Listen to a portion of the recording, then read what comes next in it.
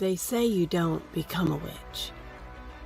That it's just one day you wake up and realize that's what you've always been. The one that doesn't always fit in. The one that likes the woods, the sun and sky, cats, owls, and the moon. The one who stays up late reading books, playing role-playing games, and learning the names of the stars. The one that likes to wear black eyeliner, capes. And then you realize, oh, that's what I am. I'm a witch.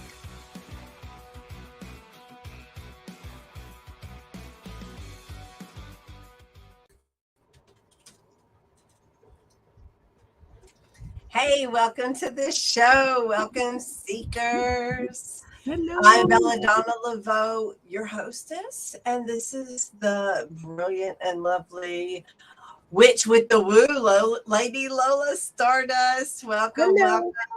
Hello. I'm so glad to be here. I love that little intro.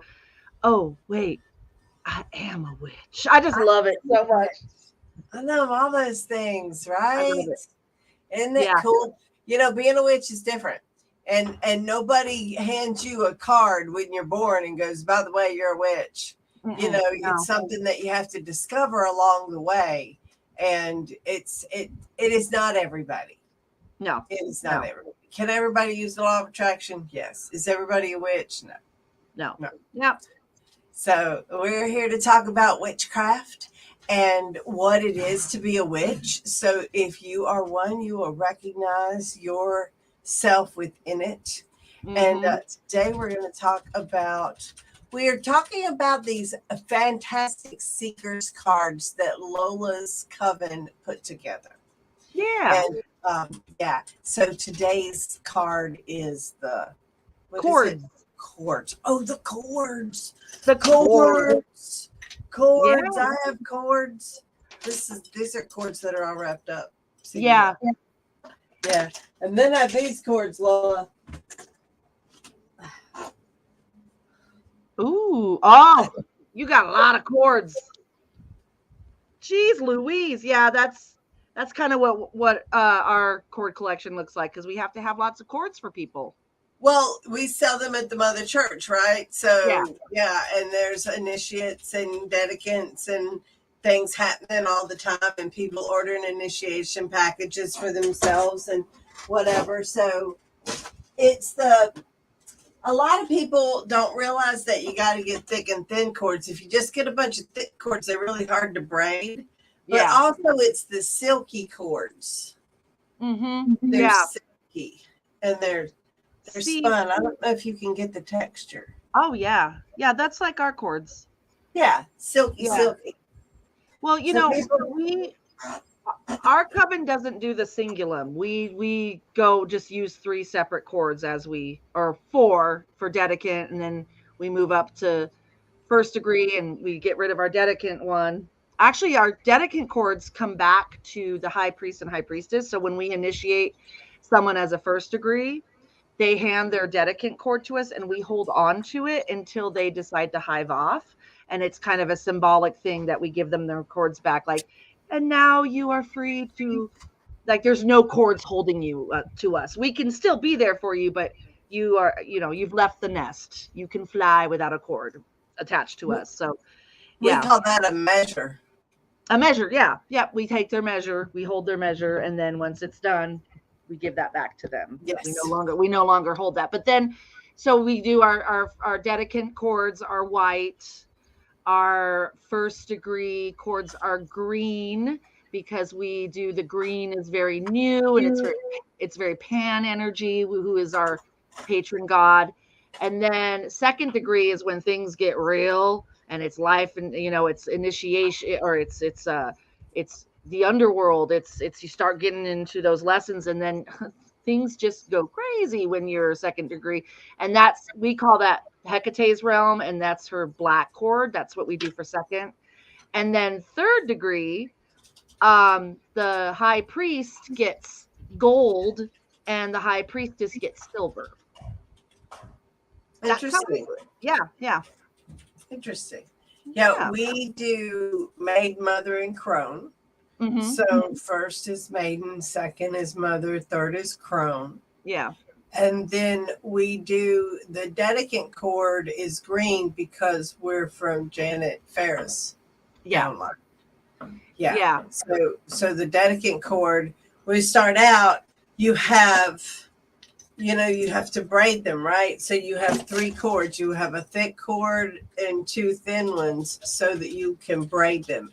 And then when you initiate, you unbraid those cords and you braid in a thick white one and a thin white one with a thin green one. You hold on to the thin green one because it's part of your history and you braid them back together.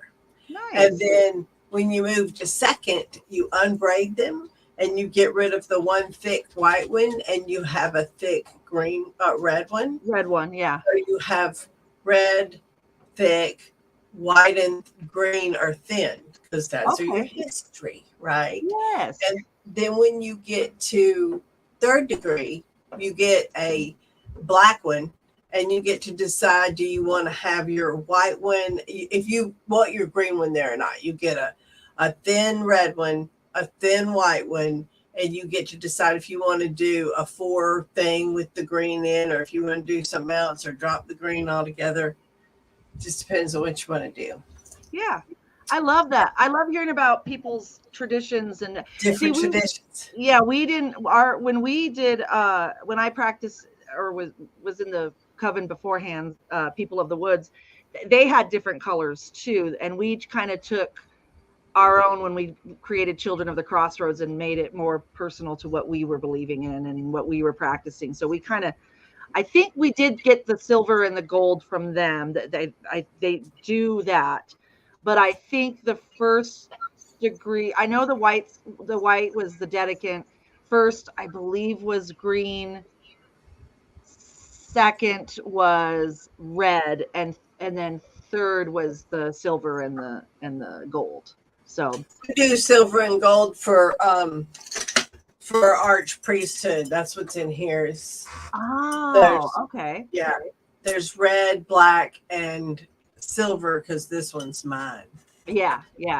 Well, there's also the tabards that you guys have for your high priests and high priestesses. The tabards, you can get the gold for the priests or the projective, and the silver, I believe, right? And the silver is for your receptive. The receptive.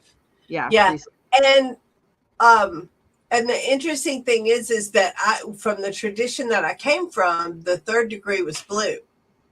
Oh, interesting. And for Persephone, yes, for the queen, And then when I came out here, because Hecate is the patron or the matron goddess of the ATC, their 3rd degree cord was black. Yeah. So I came into this one, so I adapted. You adapted, yeah. I like that our Children of the Crossroads, our patron and matron god and goddess is Pan and Hecate, also like the mother church. I didn't plan it that way.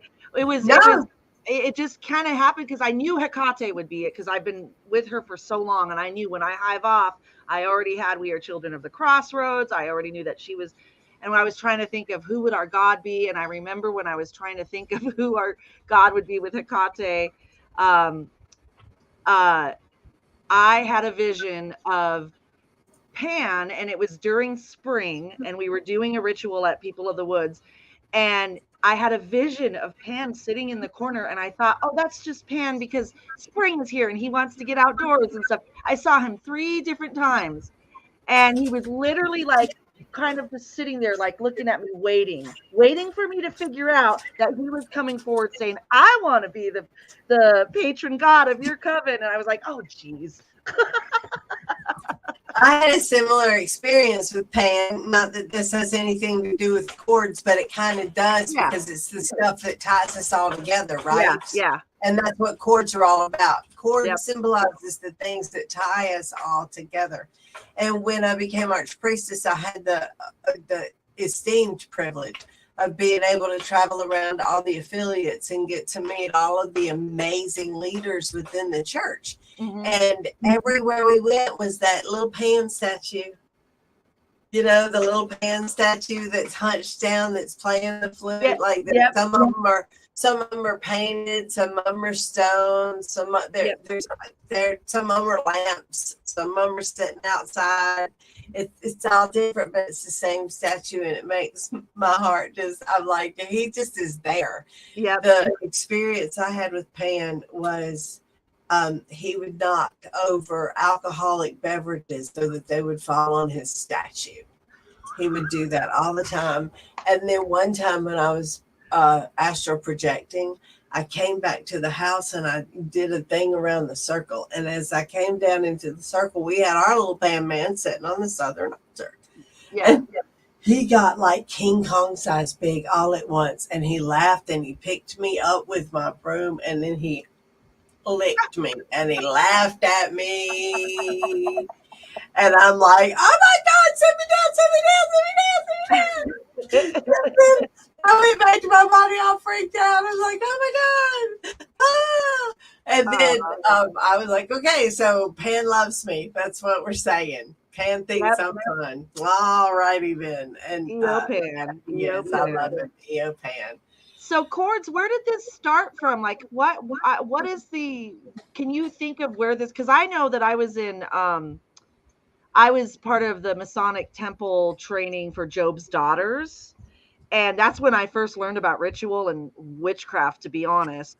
But that's not what they were calling it. But we had chords that represented what level we were. So I know that this isn't just a Wiccan thing. This isn't just do you know the origination of where the chords idea came from? Why, yes, Lola, I do. Oh my, I knew you would. That's why. I knew it. Okay, so I have this ridiculous love for documentaries, and I learn a whole lot from them. I wish I could watch them more often. I got a lot of knowledge in there from watching documentaries. So if y'all ever wonder, a lot of it is reading and watching documentaries. Yep. So it turns out that back in the day, they didn't have rulers. Like, you couldn't just pull out your Mason ruler and, metal thing and swing it out and measure something and then hit the button and it would back into and then stick it back on your belt, and you had the measurement. You couldn't even do it 3 times. You couldn't do it once. There were no such things. Yeah. And so in order to be a Mason, you had to apprentice under somebody who had this specific kind of cord, and it was called a cingulum. Mm-hmm. And it was a round cord that had knots every 12 inches. Yeah. And it had 12 knots. And you would use this cord with your body, like you would put it between your legs and feet, and you would make different arches. And this is how they made the Gothic arch. And they wore it tied around their waist. Masons used it to measure out how to build buildings. Okay, that makes sense. That's kind of what I learned when I was in Job's daughters. So I was wondering, did this come from something before the Masons? But it comes from the Masons then. From the Masons, from medieval times when they were learning to build buildings. Yeah. Yeah, it was the standard of measurement. And you couldn't go buy one in the store. You had to apprentice under somebody and make your own. Mm-hmm. Right? And it's equivalent to sitting down and copying out of a book of shadows. And but chords are magical. They symbolize what binds you. And so the cool thing about it is that Masonry is a magical art. When you are building a building, you are building a thing that has a thought form, and that thought form's job is to protect the things that live within the building. Right? And so when you're taught to build in a sacred way, you nurture and strengthen the building's thought form, and you build it in a sacred way where it points in special ways within the topography of the land and all of this kind of stuff. And that's knowledge that used to be passed down in sacred. And that's why the Masons are the Masons, because they build community, right? Yep. So it's all about, if you don't have buildings, you don't have community. Everybody's trying to find a place to spend the night. Yeah. And did they had isn't sacred geometry kind of part of that whole? It absolutely is. Yeah. I love that stuff. I love it. It's one of the other mystery religions or mystery whatever you want to call it, practices that I just am obsessed with. But that's, like I said, I came from a family of Masons, and so we got to learn all the secrets and all the cool things. And I look back on it and I'm like, that's where I learned witchcraft and ritual and circle and all that stuff, and drinking from chalices and all the things. And yeah, they didn't have Maid Mother Crone. They had the top was the queen, so I was a queen, and then there was a princess, the queen, and then the senior princess, and then the junior princess, and you worked your ways up. It was an all women's thing. It was all Job's daughters. So yeah, right. I loved it. That's why I love Wicca and ritual, because that's one of my favorite things to do, is the ceremony of it all. And I love it. So, and chords also are, which is like, says he's a 33rd degree. I saw that the Masonic Temple. Hello. So a lot of us witches use chords in a lot of magic and weaving magic spells too, but I think I want to get to that eventually. But I like how the chords tell people your rank, right? It's like if you're studying, or if you're practicing in circle with other traditions and whatnot, it's kind of cool to see that, and they're okay. So, but like we just said, we do different, like it's different now, not everyone has the same first, second, third, but it's cool to learn the different traditions, and then you can identify, I think they're a second degree, or I think they're a first degree. And you recognize each other. If you just ask, these chords don't seem to be the same colors as I'm familiar with. What do they represent? And then people usually are really quick to tell you, they want to share their traditions for the most part, if you're respectful about it. Yeah, absolutely. Yeah. If you're like, man, that person wearing a black cord doesn't vibe out to a third degree, what's that all about? Yeah, right. Yeah. Sometimes you do that. It's the same thing with your different, markings of jewelry that we use to represent our different degrees. And I know that there's been people who don the third degree. The one that we use is pretty well known as the pentacle with the little triangle on the top. And I've seen that worn by people, and I'm like, third degree, huh? Okay. Not that I'm judging, but you do. You're right. You get to know people. You're like, hey, that's it. This is what they're wearing this, and you can either learn and go like, okay, yeah, they know their stuff, or this is, or that's different than what our third degrees do. But you know what? It's not, doesn't make it less than.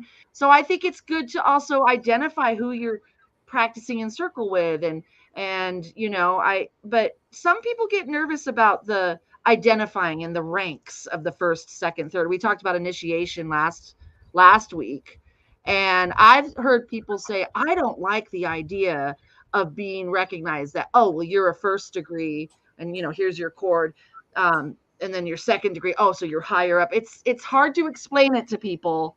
It's not about showing off and being like, I earned this, so I know all this stuff. It's a way to know that you're learning the mysteries, because you're always learning the mysteries. You have to be willing to learn the mysteries. You have to be able to share your knowledge, and so I think it is important to have those identifications of those cords and the jewelry and whatnot. What do you think about that? Well, some people really like it, and some people really don't. And what I think is that you should focus on which parts of the path that you like, and understand that it takes all kinds of different people. Some people are motivated by chords. Some people are motivated by skills and knowledge. Some people are motivated by rank in the community. Some people are motivated, like, I just want to be better tomorrow than I am today. I just want to do my best every day. And I think that that's what people end up, people all start from a very mundane view of, ooh, I want to win that brass ring. Yeah. Or how, how blasé that they want to win the brass ring. Either side of it, it's not about winning the brass ring. It's not about that at all. It's about being at a level of service. It's about when people see you, they go, okay, I can talk to you about where to park my car, or I can talk to you about what to bring to ritual, or I can talk to you about the breakdown I'm just having over the existential awakening that I just had because of this fantastic ritual I just went to. Can you give me 5 minutes of your time and put me back in my body? There's different levels of service. When you come in, you washing dishes because you need to know where everything goes in the kitchen. And then you help build altars so that you can find out where everything goes in the temple. And you carry stuff back and forth and you clean up because you need to understand how we as a culture do things in this coven. And then you start writing rituals, and then you start performing rituals, and then you minister to people and teach later. There's a hierarchy because there's something to learn. There's a level of service, and it's not about who's better than anybody else, because we're all necessary to make things work. I mean, you try to put a bunch of third degrees in a room together and have them all work together. Well, they'll eventually work it out, but they'll first fight over telling everybody who's doing what.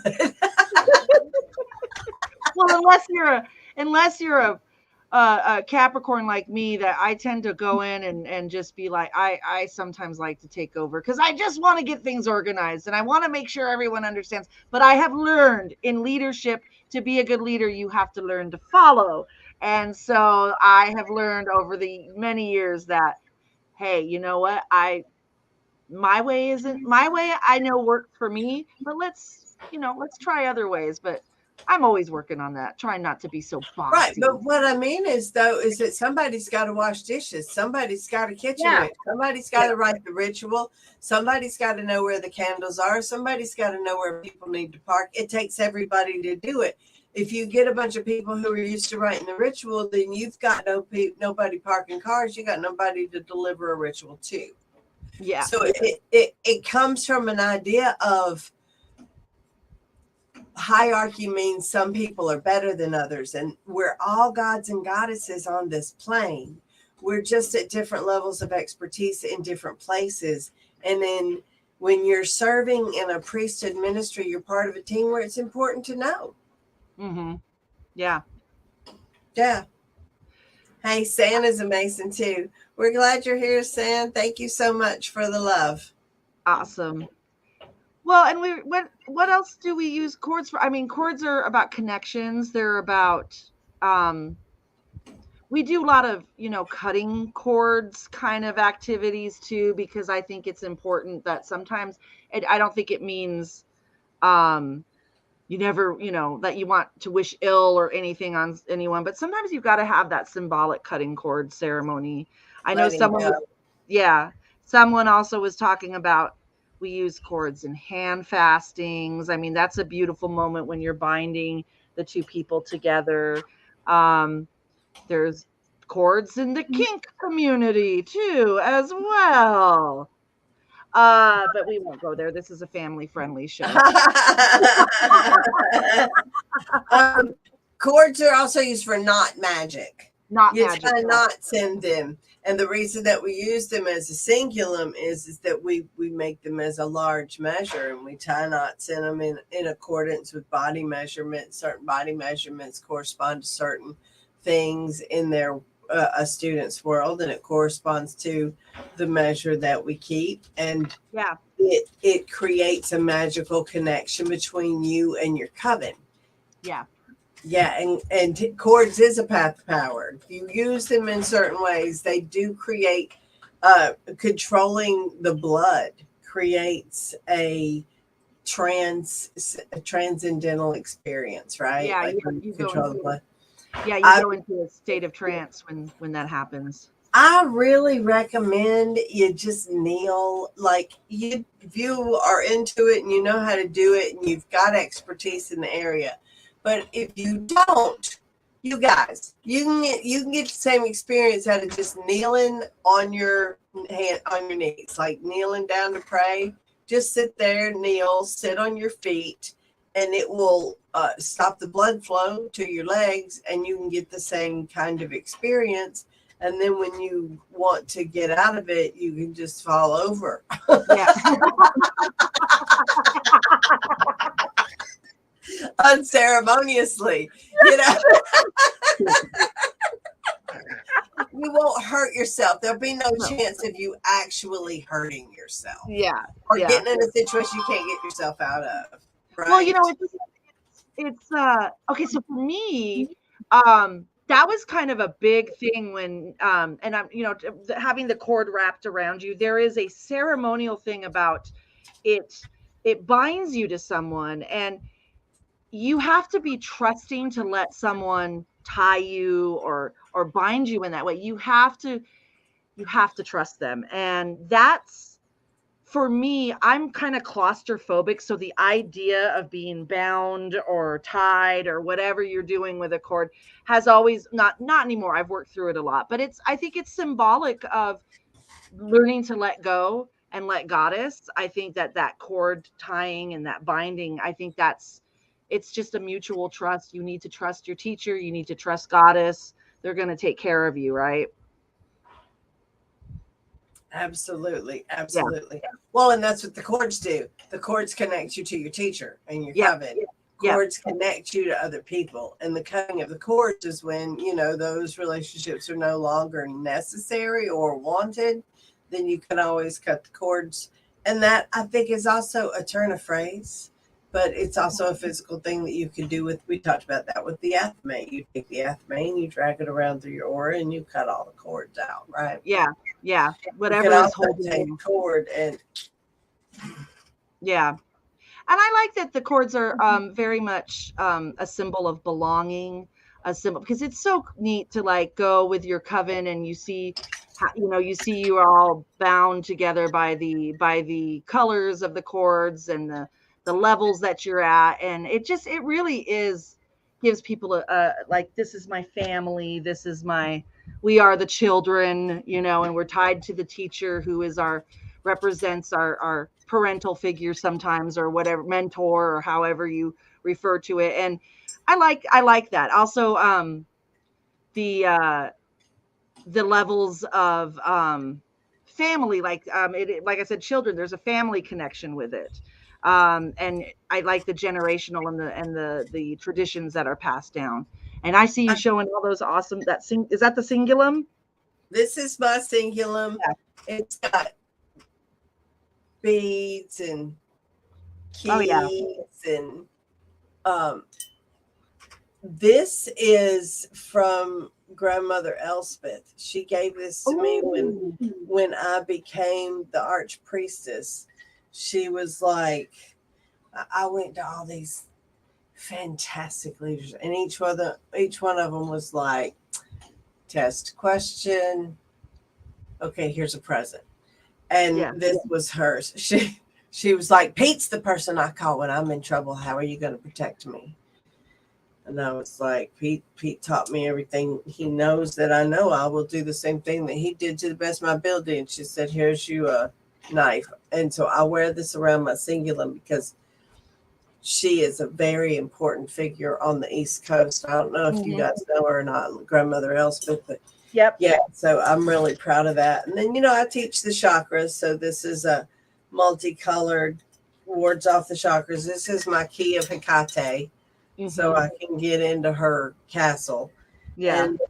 And the cool thing I like about it is that the older it gets, the darker the white gets. And I was told one time by a karate master that they didn't give out all these color karate belts in Asia, that you got a belt, and when you got it, it was white, and that it got dirty from the dirt on your hands. Okay. And then by the time it turned red, that you were supposedly this proficient. And by the time it turned black, you were a master. Oh, And then wow. and then it had nothing to do with them giving you new belts and you achieving a new belt because you learned these things. And I thought that was pretty cool. And when I look at my dingy belt, it makes me proud. There's a lot of work put in there, a lot of blood, sweat, and tears put into that. Yeah. Yeah, I love that. And we get graduation cords too, so it signifies a completion of something, right? Also, yeah. Completion, stepping up to the next level, connection. It's a very, it's a very earthy kind of magic where it connects you physically. And so when you tie a cord and you knot a cord, so you tie it, that's an action. You've got the cord, that's earth. You tying it, that's fire, right? You think about it and you put your energy into it, that's water, and then you blow as you're tightening it, and that's air, and that is a spell. You can also use like we've got cords, but you can use knitting, and it's the same kind of thing. Crocheting. If you are sewing, if you are looping threads and connecting threads, you are doing magic. And if you focus your magic, then you're doing magic. You can have a healing blanket. You can have, something that connects you to your children, or something that protects people while you're not around. All kinds of things, right? You just have to, what you can imagine, you can create. Well, that's like one of our old coven members. She was wonderful at knitting and crocheting, and she did a spell crafting in her.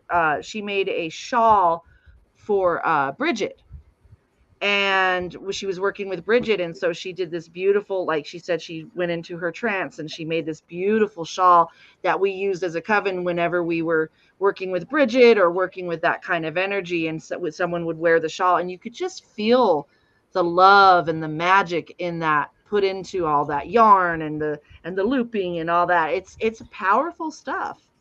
Yeah, like baby blankets. And we have a veil that one of the Pythia made for the Oracle of Delphi box for Spring Mysteries Festival.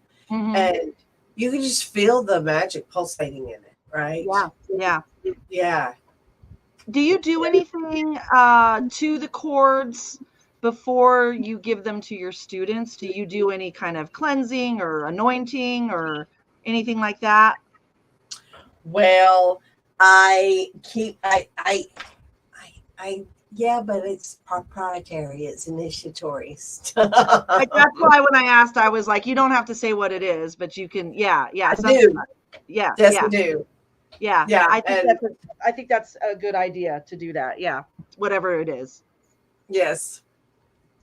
And I also take their jewelry from them and carry it and have that for a little while before they get it for their initiation. Yeah. And then we do things with that too. It's naughty things, Lola. Naughty things. You can't talk about them on television.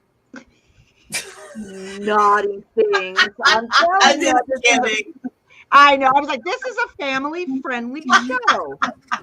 Talk about that kind of. Well, okay. So speaking of cords, I went to a party not too long ago, a few weeks ago, and they did one of those rope harnesses on me, which was really cool, and it was beautiful.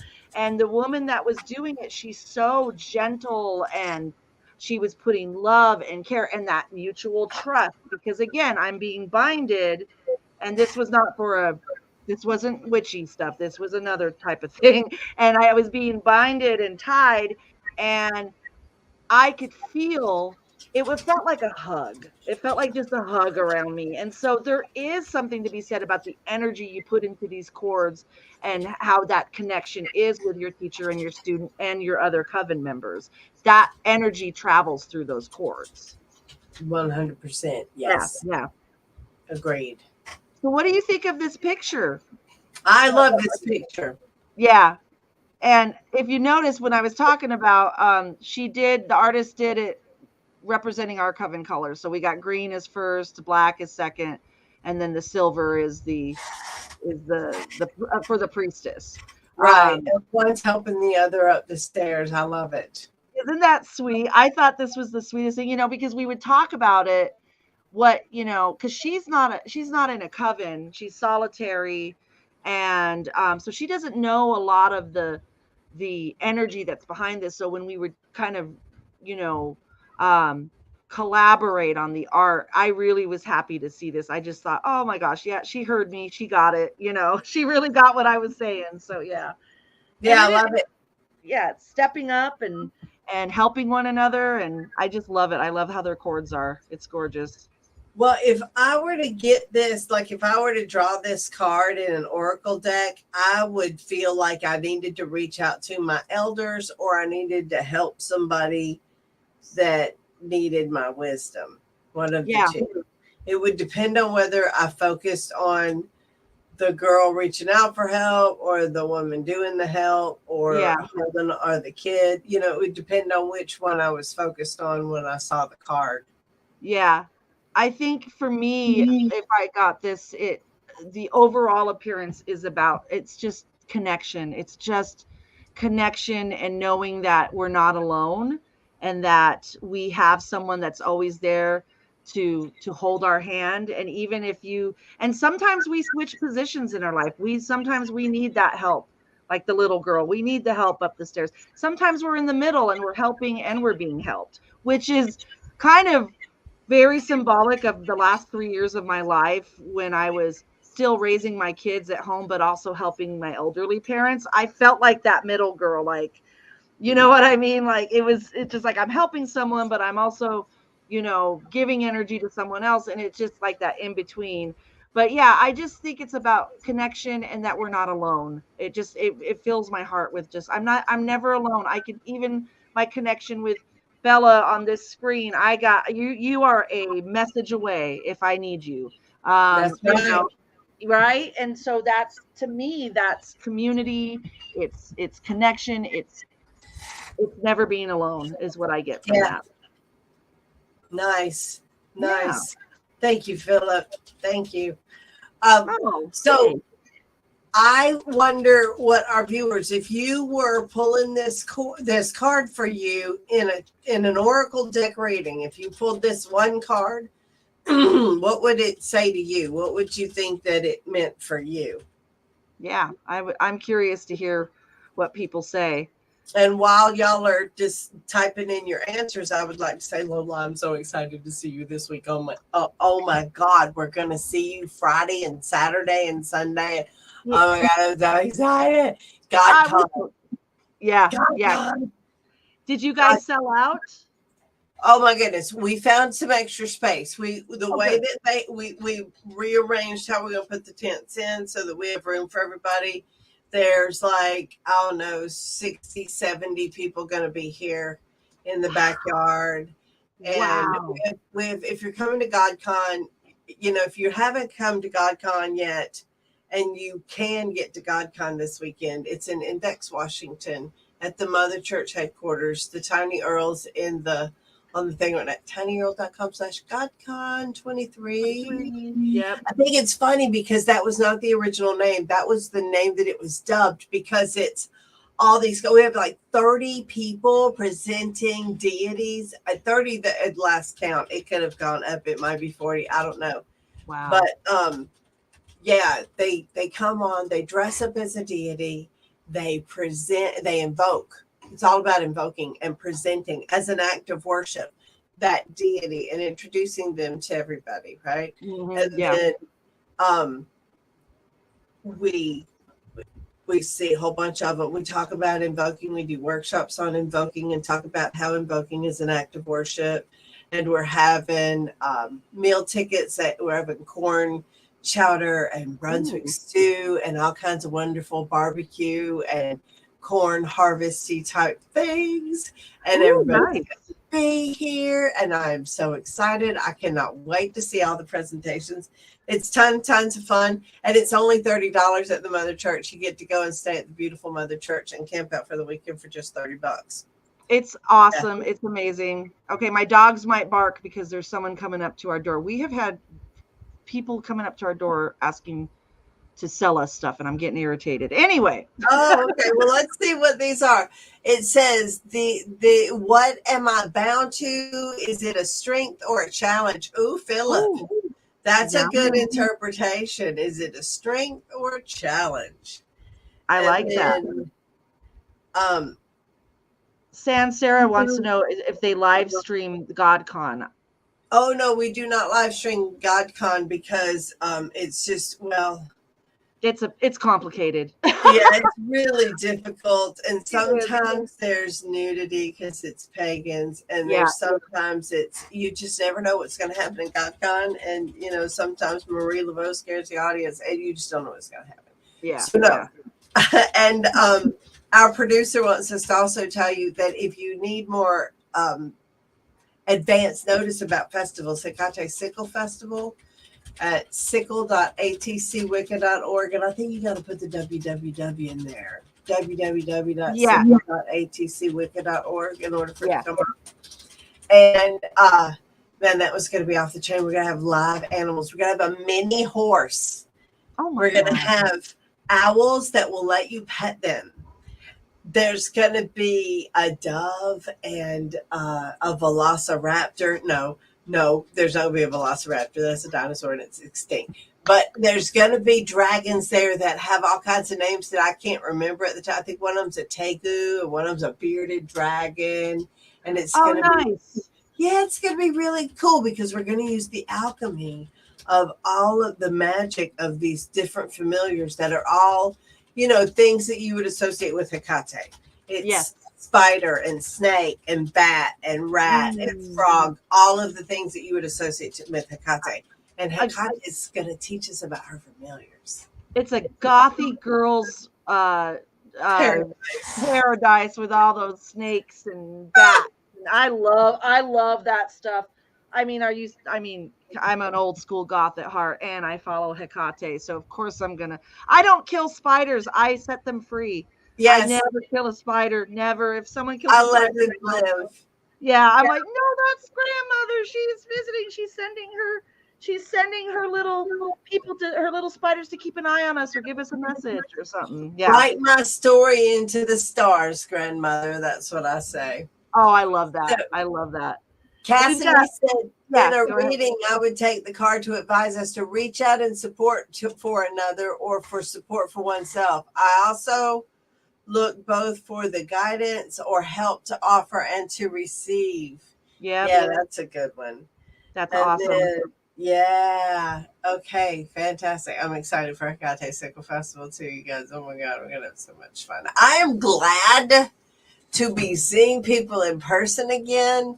It's so nice to be able to have festivals where people are actually there.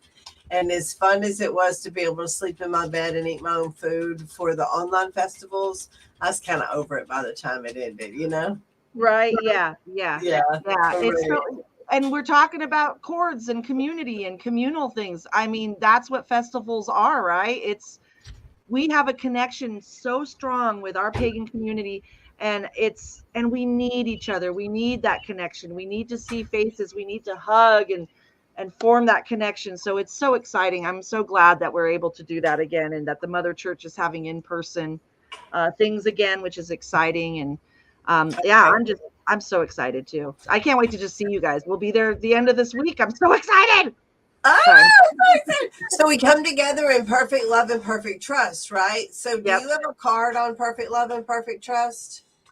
I'm not sure. I have a lot of stuff. I don't think we do. So perfect love and perfect trust is one of the cords that binds us, don't you think? Oh my God. Yes, it is. It does. That's what ties us all together. You have to have that. And so I had a magical mindset moment this morning where I something happened to another festival. It doesn't have anything to do with us. And they were being attacked because they couldn't continue to produce online events now that we're back in person. And we experienced the exact same phenomenon. It's expensive to put on online events, and it takes twice as many people to put on a live and online festival. And man, it's a production to put on Spring Mysteries and Hecate Sickle Festival. I can't do both. I've tried to do it 3 times. I've done it bad every time. I know how to admit defeat, right? Like, I just know how to admit defeat. Yeah. And so I don't mind saying I'm wrong when I'm wrong. And so I watched them have a response about it. And then I was like, the thing about it is we deal with, because of perfect love and perfect trust, we expect everybody to be who they are. We trust you to be who you are.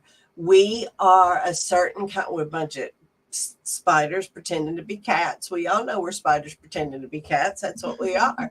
Yeah. We don't hang out with snakes. If you come up and you show yourself to be a snake, we all skitter this way and continue to, lick ourselves as though we were cats.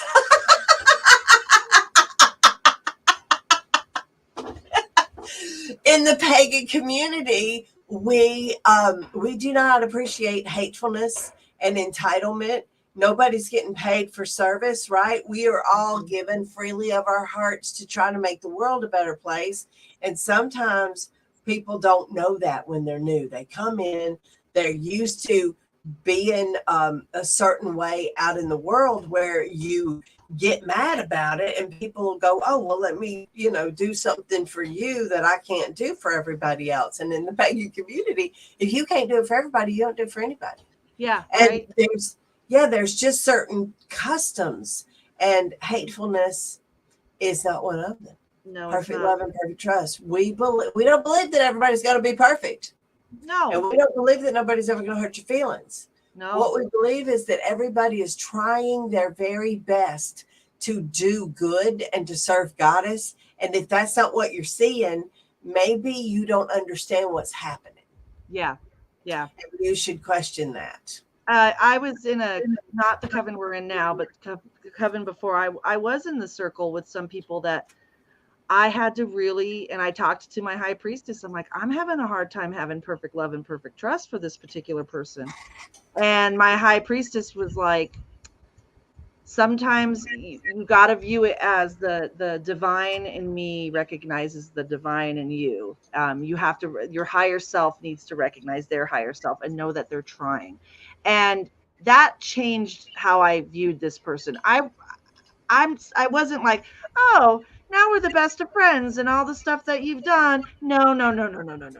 It just meant that when I went into that circle, I saw someone that was just trying to do the best they could and be there and do this magic with us. And I love that you said trying the best we can, and that's, it made me see not a vulnerability, but I guess the higher self, there was an openness that I just was able to look at, and it really helped me do perfect love and perfect trust. And so it's hard to do that. It is hard to do that sometimes with people that you have, in your muggle world, if you've got problems with people and then you try to go into a circle, but you know what? We always have the option to bow out, because if you don't have and we should take it if we can't deal with our stuff ahead of time, because it'll go boom once you take it into circle. Yep.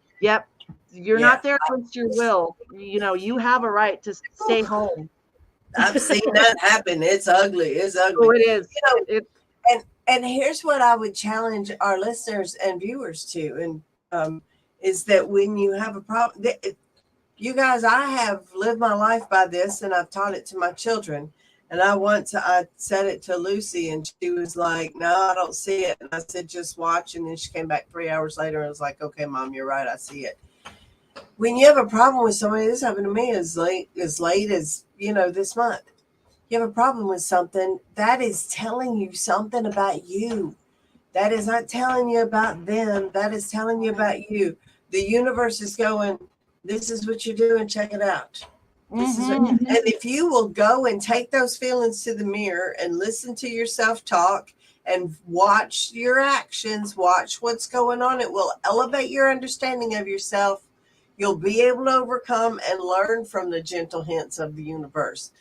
And you want to learn from the gentle hints of the universe. The 2x4s are no good. Do not wait long to respond, right? So that's the trick. You want to, when you see something in somebody that suddenly, because I know people, never had a problem, and suddenly I've noticed that they've developed a nervous laughter, or that they're suddenly clicking a pen all the time, or there's, and then I'll find myself clicking a pin, and I'll go, oh shit, I'm irritating the hell out of people. Ooh, so many cuss words on a family-friendly show. I don't know why I said family-friendly, because pagan family-friendly is very different. I know, I'm just kidding. I'm just being funny. I'm just cracking jokes. But yeah, that is witchcraft. Witchcraft is knowing that the problem that you're having is the problem you're having. Yes. And the person to fix that problem is you, because it's the problem you're having. And so many people have difficulty with that. It's really difficult to look inside and admit that you have a place that needs improvement. But that's part of the maturity of witchcraft. If you can't do that, it's really not safe for you to practice witchcraft, because you hurt somebody. Yeah. And that's the thing, is it's that shadow work. It's that personal accountability, which is very hard for a lot of people to do. And I know that I love that we're talking about chords, but it's still, this is chords. Like this is connection. This is chords. Yeah. Well, and it's not hard for some people to do. It's hard for everybody to do. It's just sometimes you can overcome that, and sometimes you're like, I'll deal with that in another 10 years. Yeah. Oh, there's still stuff that I'm like trying to deal with that I know I gotta face. And I'm like, it's process for all of us. Yeah. I'm self-aware. That there's something I need to work on. And I think that's a good step. Even if I'm like, I'm not ready to work on it yet, but I'm aware that it's there and I'll get to it. And therefore we all don't have any room to judge each other, because we're all just working on different things, right? Yep. And there's your perfect love and perfect trust. There's your connection to each other, because we are all children of the goddess, and children make mistakes. And even, we're just trying to learn from the mistakes. We need to honor other people's mistakes. We need to set boundaries. So cutting cords sometimes is setting boundaries, saying, I release you from my whatever it is that's holding on to me. So it is, I love this conversation that we got from just the ranks of your coven to, oh my gosh, cords are just even a bigger thing. It's what we do as witches. This is the witch's web, right? Learning to walk the witch's web. A web is a big old intertwined cord, right? Yeah, there's actually a really cool ritual where you weave a spider web out of yarn, and you feel the vibrations, how your actions impact everybody else. Everybody feels everybody else's vibrations. And that's a really cool thing. You guys, if you are looking for a personal teacher and you identify with Lola and me, and you would like one of us to be your personal teacher, because we don't teach together, except for in situations like this. Of course. You can always reach out to us on Facebook Messenger and inquire about being a personal student. I think both of us are taking students at the time, right? Yeah. I'm doing finally taking more personal students, because I'm getting, my coven is kind of becoming more self-sufficient. Yes, that's what I wanted to do. Yep. Grow up, you need new babies. Yes, ma'am. Me too. Yep. And so Isadora was kind enough to put my email address in there. If you want to email me, you can entitle it inquiry about student. And Lola, you can find me on Facebook under Lola Starr. Lola Stardust at Wiccan Seminary. I still have that email. Yeah, we're easy to get. If you type Lola Stardust into Google, you'll find her. Yeah, I'm all over the place. All over the place. You have your people contact our people. Yeah. People will get in touch. You know what I just noticed? I don't know if you could tell. I was out in the sun. Can you see how dark my face has gotten? Yes. You look beautiful. Yeah, you're tanning up so nice. Well, I've got Mexican blood in me, so my face tans really easy. But I was at the Lavender Festival yesterday, and it was beautiful and sunny and really hot. But I had a really good time. But I just noticed, I'm like, oh my gosh, I'm tan. But anyway, way off subject. So yes, so awesome. Next, The look at lavender that. Lola Stardust at wiccanseminary.edu. Yeah, you can email me there and I will get back to you. Do we want to know what we're talking about next week? So what are we talking about next week, Lola? Let me look. I think we are talking about the mysteries. The mysteries. The mysteries. Protect the mysteries. Reveal them often. I cannot wait. That'll be a really fun subject. Ooh, and the card is so cool. I can't wait. All right. Okay, you guys, we'll see you next week. Thanks for joining us. Thanks for spending time with us tonight. I hope you had a wonderful time. Love you much. Bye, everybody.